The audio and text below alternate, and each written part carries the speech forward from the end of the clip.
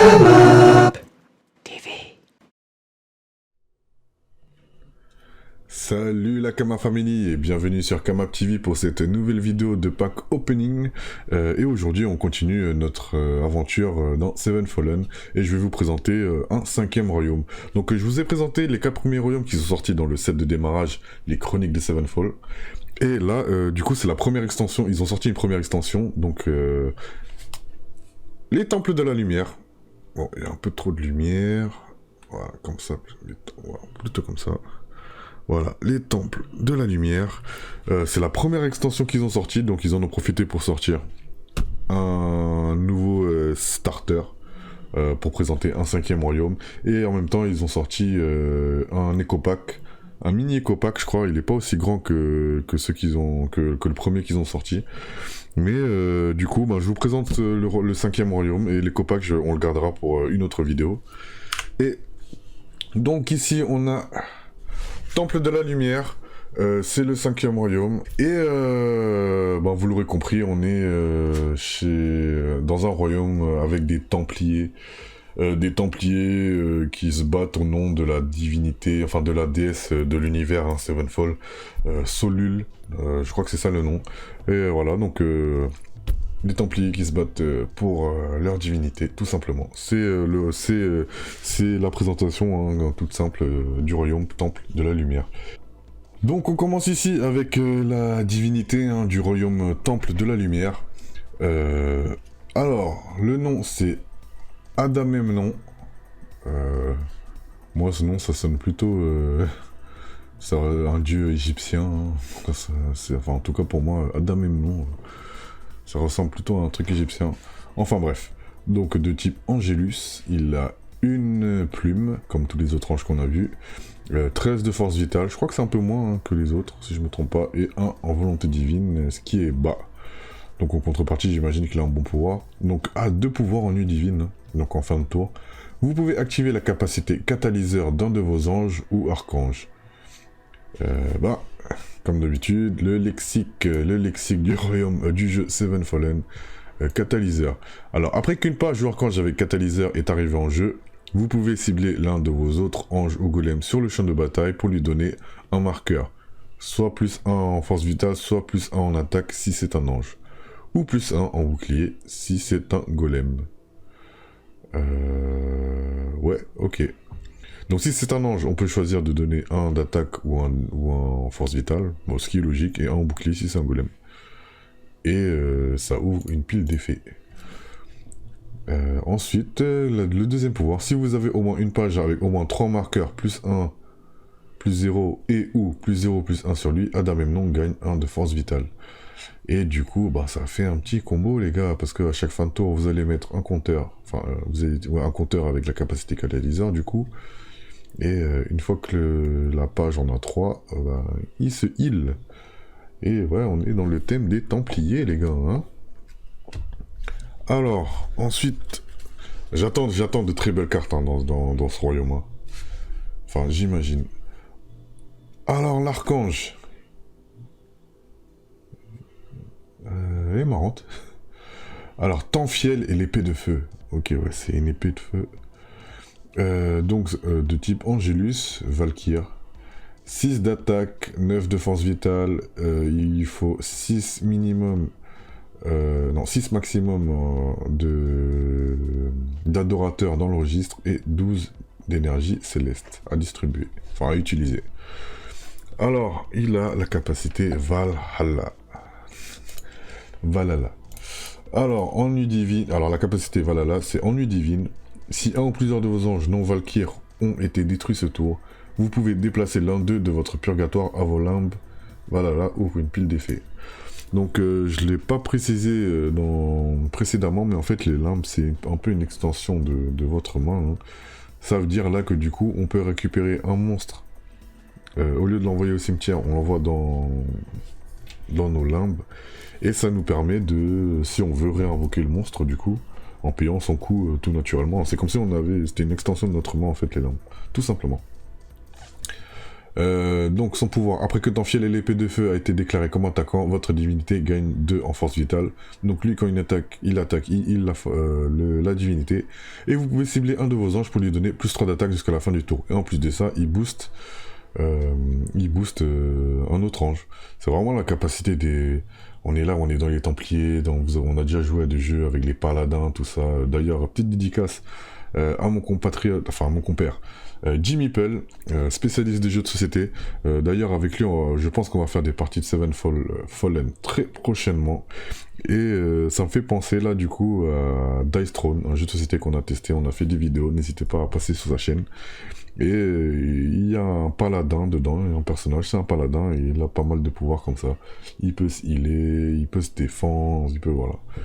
Et ouais, donc j'imagine que le temple sacré, ça va être un royaume très puissant. On finit l'effet avec si Tanfiel et l'épée de feu est sur votre ligne de front, votre adversaire ne peut pas attaquer votre divinité. Vous vous rendez compte, il protège la divinité, même en n'étant pas sur l'arrière-garde. Pas mal. Pas mal, pas mal. On a ensuite... Je bug. Je bug parce que normalement...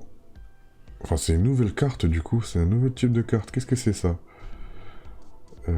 Après la détermination du premier joueur, si vous êtes désigné comme le second joueur, piochez une page, ajoutez 5 EC à votre temple, ensuite bannissez Portail vers les cieux. Portail vers les cieux. Qu'est-ce que c'est que cette carte? Je vais faire une petite vérification, les gars, hein, pour voir ce que c'est. Bon, j'ai cherché vite fait et je pense pas... je crois que c'est en fait, de toute façon, en lisant les faits, que c'est pas une carte que vous jouez. C'est juste une carte que vous mettez sur le côté et en gros, c'est juste comment dire, un pouvoir spécifique à ce royaume, hein, le temple... excusez-moi, j'en perds mes mots là, le temple de la lumière. Et du coup, ben, faut juste faire les, comment dire, faire l'effet en début de jeu.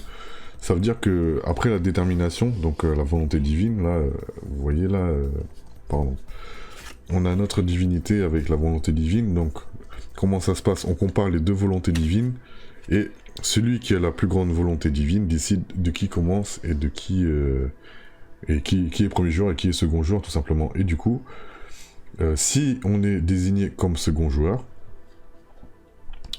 on a des effets en fait. On peut piocher une page et on gagne 5 d'énergie céleste en plus à notre temple. Ensuite, on bannit cette carte vers les cieux. C'est un effet qui est en début de jeu, donc c'est pas une page qu'on va piocher comme ça et la jouer. Parce qu'il y a rien, il y a même pas d'énergie, il y a rien d'énergie, il y a pas de coût en énergie céleste. Ouais, désolé, j'en perds un peu mes mots parce que bah, c'est la première fois que je vois ça. Parce qu'il faut savoir qu'en fait, Seven Fallen, au fur et à mesure que les extensions sont sorties, ils ont rajouté des effets et des nouveaux types de cartes qu'on va découvrir ensemble. Parce que je crois qu'avec cette extension, ils ont commencé à introduire les cartes équipements qu'on n'avait pas à l'époque. Hein. On avait juste des cartes miracles. Donc ça doit être un effet spécifique au royaume Temple de la Lumière, tout simplement. Et là, du coup, là, on a notre temple. Donc, Temple des Lumières. Vous pouvez révoquer Temple des Lumières comme si c'était un adorateur. Si vous le faites, bannissez Temple des Lumières comme les autres pouvoirs. Hein. Donc aussi, comme les autres temples, pardon. Donc toujours 10 d'énergie céleste. Et à la fin du tour où Temple des Lumières a quitté l'adoration, vous pouvez choisir une page dans n'importe quel purgatoire pour la bannir. Donc, ça permet de, j'imagine, d'aller embêter l'adversaire dans son cimetière. Et comme quoi, je pense que ça peut être embêtant contre le royaume nu sans fin hein, qui se joue avec le cimetière du coup. Alors là, on a notre premier adorateur. J'imaginais pas là les premières cartes là qu'on voit là, ce type de design pour ce type d'artwork pour Temple de la Lumière. Mais on verra pour la suite. Hein. Donc écuyer dévoué, donc de type écuyer, ferveur. Donc dès que vous posez le monstre, hein, vous pouvez cibler l'une de vos pages, chevalier sur le champ de bataille pour ajouter 1 d'énergie céleste à l'un de vos adorateurs. Vous pouvez cibler l'une de vos pages chevalier sur le champ de bataille pour ajouter 1 EC à l'un de vos adorateurs. Donc il y en a 11 d'énergie céleste, mais je vois pas c'est quoi le fait de cibler. En gros, c'est si... En gros, quand on dit cibler, il suffit juste d'avoir un chevalier sur le champ de bataille et dire... Et voilà, et du coup, on aura un d'énergie céleste. Ok. Ça doit pas être plus compliqué que ça. Hein. Ensuite, deuxième adorateur. On a... Repos du chevalier de type sanctuaire. 11 en énergie céleste. Donc, ferveur, toujours, dès qu'on la pose... Vous pouvez révéler un ange chevalier de votre main pour choisir l'un des effets. Mettez cet ange sur votre livre sacré et piochez une page. Donc c'est pour... Si la carte ne nous plaît pas, on peut aller piocher notre carte. Ou sinon, mettez cet ange dans vos limbes. Jusqu'à la fin du tour, il perd la classe chevalier. Peut-être que ça va servir hein, qu'il soit pas chevalier, du coup, s'il est dans les limbes. À voir. Et troisième et dernier adorateur... Le camp de la Légion, quartier général, 11 d'énergie céleste. On a un ange en fond, là. Une épée à la Excalibur, c'est pas mal. Les énergies célestes de le camp de la Légion ne peuvent être utilisées que pour jouer des anges chevaliers. Ok. Des équipements ou des golems. Ok. Le camp de la Légion ne peut pas être révoqué. Ah, ça c'est un peu relou du coup pour les cartes miracles. Hein. À tout moment où vous pouvez jouer un miracle, si vous contrôlez le commandant de la Légion ou roi Elderan, vous pouvez détruire le camp de la Légion pour révéler la première page de votre livre sacré.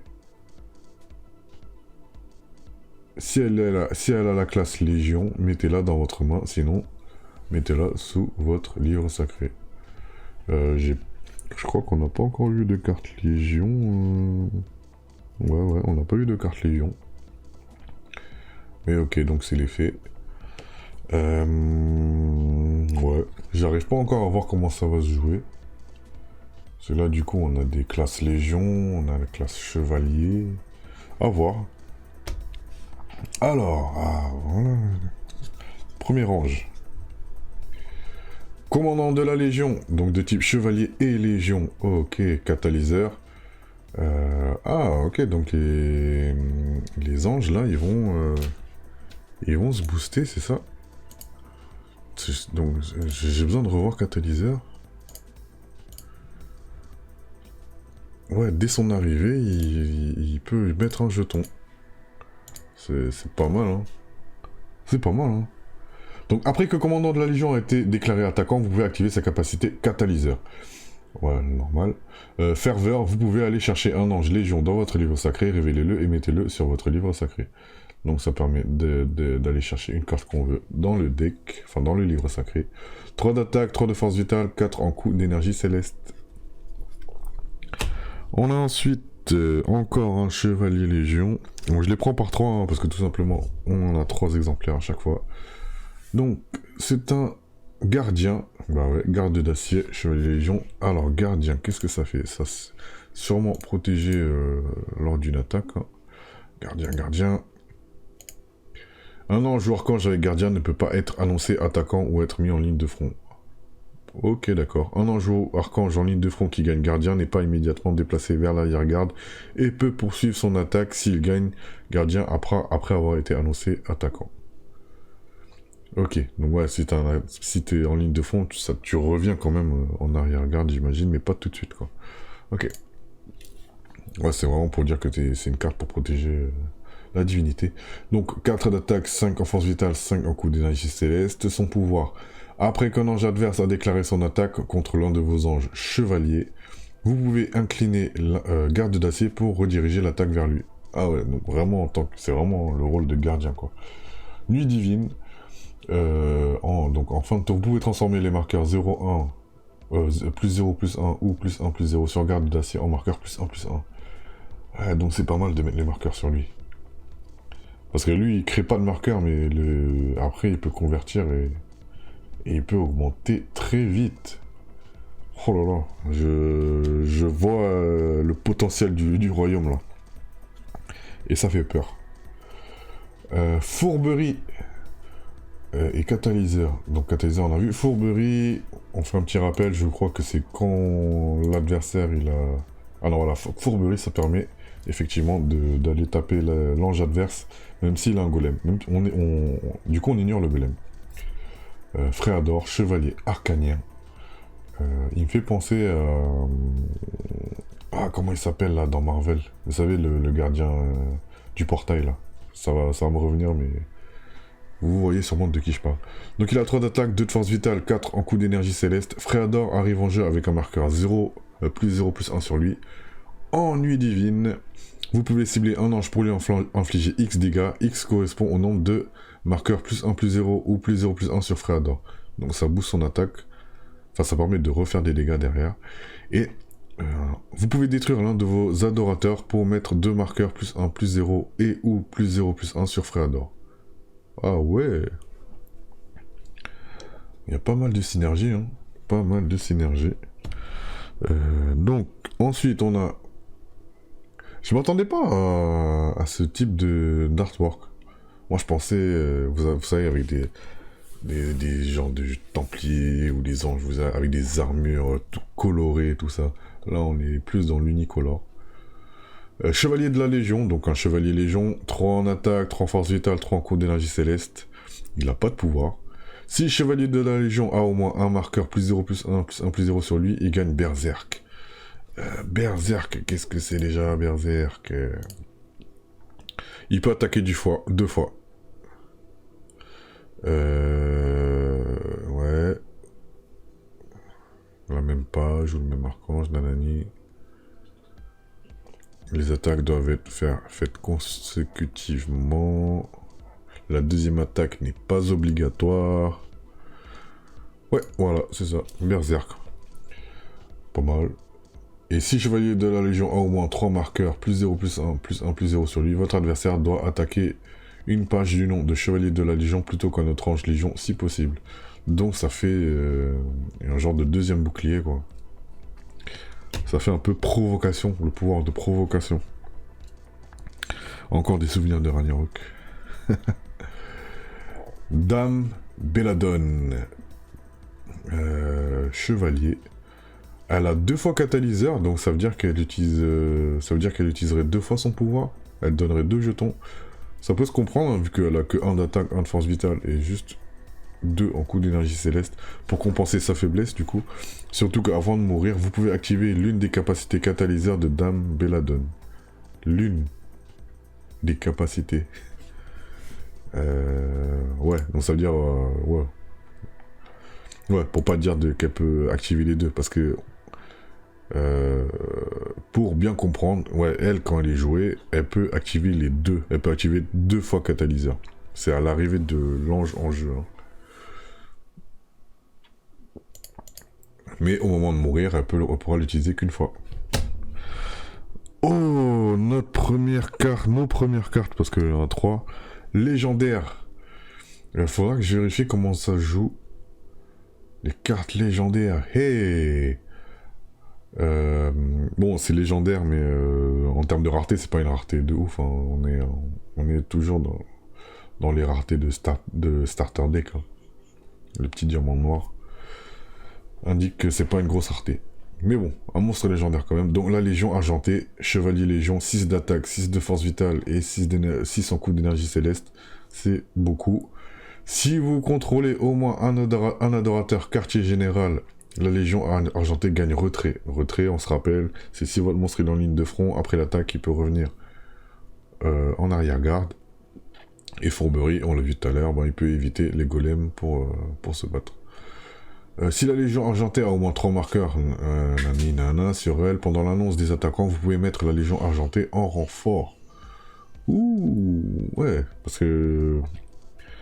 Il y a des conditions normalement pour mettre les cartes en renfort, hein, au cas avec la carte en embuscade. Mais ouais, donc attendez. Je vais quand même aller vérifier là s'il n'y a pas un truc spécial pour les monstres légendaires. Légendaire, il n'y a pas une petite explication. Légendaire. Certains anges ont l'indication légendaire. Vous ne pouvez contrôler qu'un seul exemplaire d'un ange légendaire de même nom sur le champ de bataille. Ça veut dire que vous pouvez pas en jouer plusieurs. Bah, vu l'effet, c'est normal, c'est un peu cheaté quoi. Ouais. Donc c'est vraiment un seul légendaire sur le terrain. Si vous voulez invoquer un autre, bah vous détruisez le premier, je pense. Hein. Sinon, donc, on continue. On est toujours avec les anges. Valkyran, une Valkyrie, 5 d'attaque, 4 d'énergie céleste et 6 en coup. Non, 4 de force vitale, pardon, et 6 en énergie céleste. Je me mélange. Retrait, donc elle peut revenir en arrière-garde, hein, on l'a vu. Et Valhalla. On l'a vu tout à l'heure, mais moi j'ai un petit trou de mémoire. Désolé les gars, je suis fatigué aujourd'hui. Valhalla. Donc ennui divine. Si un ou plusieurs de vos anges non valkyres ont été détruits ce tour, vous pouvez déplacer l'un d'eux dans le du purgatoire au limbe. Ouais, donc c'est vrai, Valhalla c'est une sorte de renaissance quoi. Enfin on peut récupérer une carte et la mettre dans les limbes. Alors, vous ne pouvez utiliser la capacité Valhalla de Valkyran que sur des anges avec un coup d'énergie céleste imprimé de 4 ou moins. Ouais, donc c'est pas pour les gros monstres quoi. Et en dernier souffle, si elle meurt, votre divinité gagne 2 de force vitale. Eh ouais, ben, il y a de quoi il est... la divinité. Des abdos là. C'est pas moi qui ai ça. Hein. Et encore un ange légendaire. Par contre, il a pas d'attaque. Attendez, je regarde. Ouais. Si j'ai bien les 3 exemplaires. Ouais. Donc, il a pas d'attaque ni de force vitale. Donc, on va voir. Hein. Par contre, il a beaucoup d'effets. Il coûte 7 en énergie céleste, donc ça doit être pas mal. Retrait, on l'a vu. Catalyseur, pareil. Donc, serment. Donc, c'est la condition pour jouer la carte. Choisissez un joueur. Donc le nom c'est Aton l'Arcanien Guerrier, donc c'est un Arcanien Chevalier. Et la condition pour pouvoir la jouer c'est Aton l'Arcanien Guerrier arrive en jeu avec X, marqueur +1/+1. Ouais, donc il n'aura pas 0 hein, sur lui.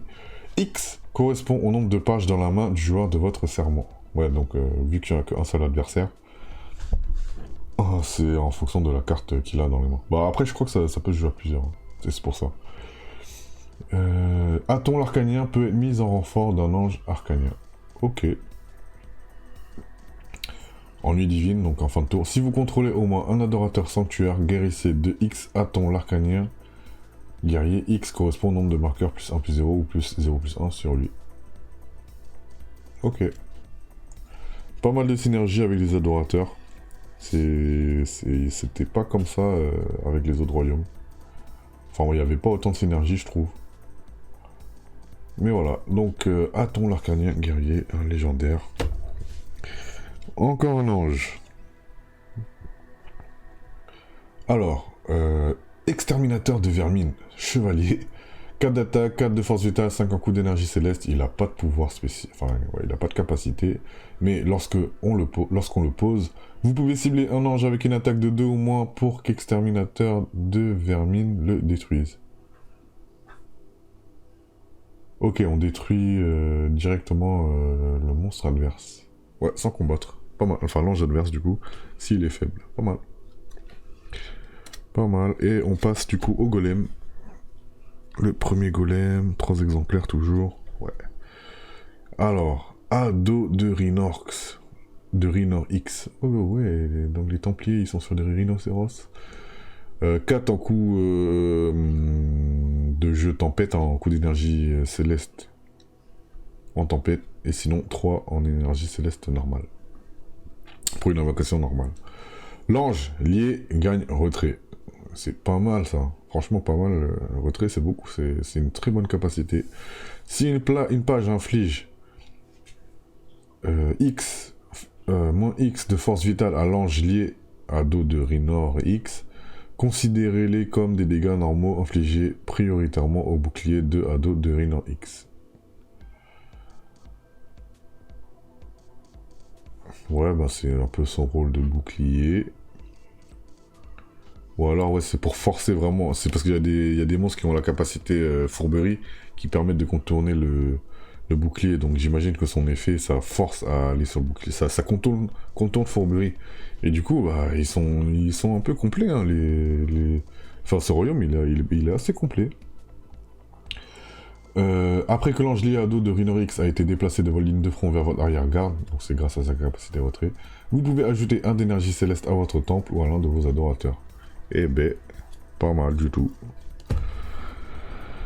Ensuite, on a armure d'apparat, équipement. Ouais, non, c'est toujours un golem. 4 en coup de tempête, 3 en coup d'invocation normale. Il a 5 en bouclier. Si l'armure d'apparat doit gagner un ou plusieurs marqueurs plus un bouclier, elle gagne le double. Ouh. L'angelier gagne la classe chevalier.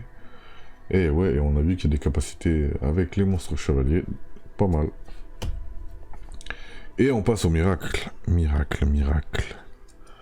Alors, premier miracle. Charge intrépide. Et en plus, ça coûte 0. Enfin, il n'y a pas besoin d'adorateur. Avec le temple, il faut en sacrifier 0. Et il y a quand même un serment, donc une condition pour la jouer. Ciblez l'un de vos anges chevaliers attaquants ou défenseurs. Bon, ça c'est plutôt simple. Donnez plus d'attaque à la cible de votre serment jusqu'à la fin du tour. Donc on booste l'attaque jusqu'à la fin du tour après que la cible de votre serment a détruit au moins une page au combat. Piochez une page et votre adversaire peut ajouter un d'énergie céleste à son temple ou à l'un de ses adorateurs. Ouais, c'est une petite contrepartie, mais ouais, on peut aller piocher une page, quoi, c'est cool. Et là, ouh, qu'est-ce que c'est? Encore une carte miracle. Ouais, les cartes miracles, elles coûtent 0 en énergie céleste, là, chez eux. Bon, bah, ils ont de la chance. Par contre, il y a une condition pour la jouer. Au moins un ange adverse a été détruit ce tour-ci. Avec les pouvoirs qu'ils ont, c'est pas trop compliqué. Hein. Chaque joueur révèle les 4 premières pages de son livre sacré. Choisissez une page révélée par chaque joueur et mettez-la dans sa main. Ah ouais, on choisit pour l'autre. Chaque joueur mélange les autres pages qu'il a révélées dans son livre sacré. Bon, c'est pas dans la poubelle au moins. Et du coup, le nom, c'est du rouge de l'ennemi en cadeau. Ouais, logique. Et voilà, bah, du coup les gars, c'est la première carte équipement qu'on voit. Hein. Vous avez vu, normalement les miracles, c'est un symbole de foudre. Et là, c'est les nouvelles cartes équipements qui sont sorties avec cette extension du coup. Donc intervention divine, ça veut dire qu'on peut pas la contrer. Et du coup, elle permet d'ajouter 2 d'attaque à l'ange qui est lié, j'imagine. Je pense qu'on peut l'équiper à l'ange qu'on veut. Il coûte 0 en tempête. Mais il faut sacrifier un adorateur. Parce que là, on a le symbole d'un temple cassé. Il faut sacrifier un adorateur pour la jouer. Donc, si l'ange lié est du royaume, donc voilà, faut le lier à un ange, et du royaume temple de la lumière avec catalyseur, il gagne. Après que l'ange lié a déclaré une attaque, vous pouvez activer l'une de ses capacités catalyseur. Et ça booste. Hein. Et quand vous la jouez, vous pouvez en plus piocher une carte. On a fait le tour là, mais de tous les royaumes qu'on a découverts, je trouve que c'est Temple de la Lumière qui est le plus complet. Bon bah c'est les Templiers, hein, vous allez me dire. Et en plus, comment dire, c'est un royaume qui est arrivé avec une extension, comment dire, après. Donc forcément, les nouvelles extensions, elles sont meilleures, entre guillemets. Et ouais. Moi je trouve que Temple de la Lumière, c'est le royaume le plus complet. Mais c'est pas pour autant qu'il m'intéresse. Mais en tout cas, j'espère vous avoir éclairé, hein, pour ceux qui étaient curieux de voir ce qu'il y avait chez Temple de la Lumière. Il nous reste encore 2 royaumes à découvrir, les gars. Donc, il reste Pureté Céleste et la Voie du Sabre. En tout cas, prenez soin de vous. N'hésitez pas à laisser un commentaire, hein, sur si vous avez des précisions à faire, si je me suis trompé sur ce que j'ai dit. Ou sinon, mettez un pouce bleu pour donner de la force et abonnez-vous si c'est pas déjà fait. Ciao les amis!